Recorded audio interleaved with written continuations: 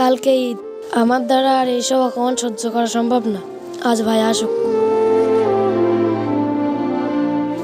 ভাইয়া ভাইয়া একটা কথা ছিল। হ্যাঁ বল, কি হয়েছে বল। বাড়ি আসতে পারলাম না, এক্ষুনি শুরু করে দিছিস? আগে একটু পানি টানি খা, একটু বসি, তারপর না হয় বল কি হয়েছে। বল বল কি হয়েছে বল। ভাইয়া কালকে তো ঈদ, সবার বাবারা বড় বড় গরু কিনছে, তা আমাদের কিছু কেন, একটা গরু না হলে একটা ছাগল কেন। তুই তো দেখতে পাচ্ছি আমাদের বাসার কি অবস্থা। এই যে এখন এই জন খেটে আসলাম, সারাদিন কাজ করলে 300 টাকা। এই 300 টাকায় সংসার চালাবো নাকি তোর এই কুরবানি দিব? আর তুই তো বুঝতে পারতেছিস আমাদের কি অবস্থা, আমাদের ঘরবাড়ির কি অবস্থা। আর তুই তো বড় হচ্ছিস, তাই না? আমার সব বন্ধুরা বলে তোরা নাকি কোনো ঈদে গরু ছাগল দিস না, বকরায় থাকিস না। এবার একটু চেষ্টা কর ভাইয়া। আর তুই তো জানিস যে বাবা মাকে আমাদের জন্য কিছু রেখে যায় নাই, আর তোর সব দায়িত্ব তো আমার উপরে, তাই না? ভাইয়া তুই একটু দেখ না, তুই পারবি।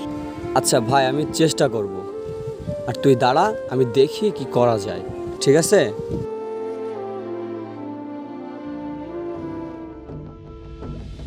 ডক্টর সাহেব, যখন শ্বাস নেই তখন বুঝতে পারি যে বুকের ভিতরে কি একটা যেন হয়েছে। এইখানে একটু বেশি।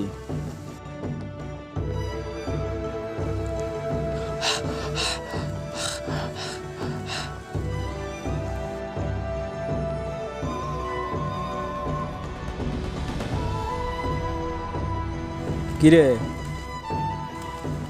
তুই কিছু বলবি? হ্যাঁ ভাই, ভাই একটা কথা ছিল ভাই। কি বলবি বল, তনু মনে করতেছিস কেন? ভাই আমার কিছু টাকা লাগতো। কত টাকা? 20,000। 20,000 টাকা?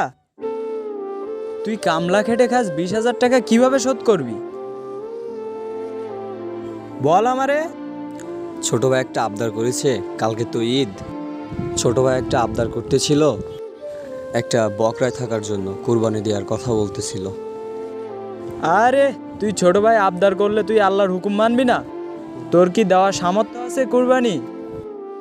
তোর বাপ শুধুমাত্র চৌকাটা ভিটা ছাড়া আর কিছু রেখে যায়নি। তুই কুরবানি করবি কিসের জন্য? তোর কি অঢেল সম্পত্তি আছে যে তুই কুরবানি করবি?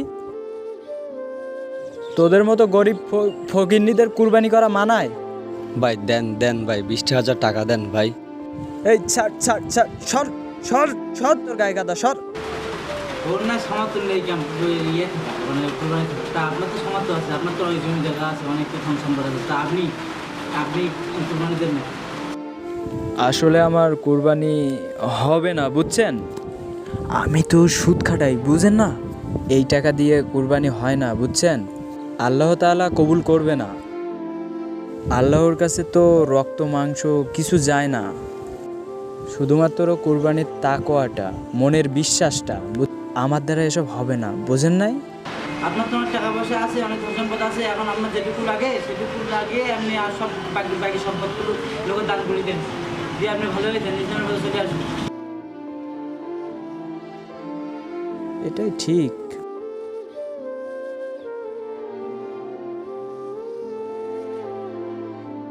কালকে ঈদের নামাজ পড়ে তওবা করব। আমার এত টাকা পয়সা কি হবে? ভাবতেছি ভালো হয়ে যাব, প্রকৃত মানুষের মতো মানুষ হব। আমি আর এসব খারাপ কাজ করব না। আল্লাহ তাআলার কাছে ক্ষমা চাইব এবং 5 ওয়াক্ত নামাজ পড়ব।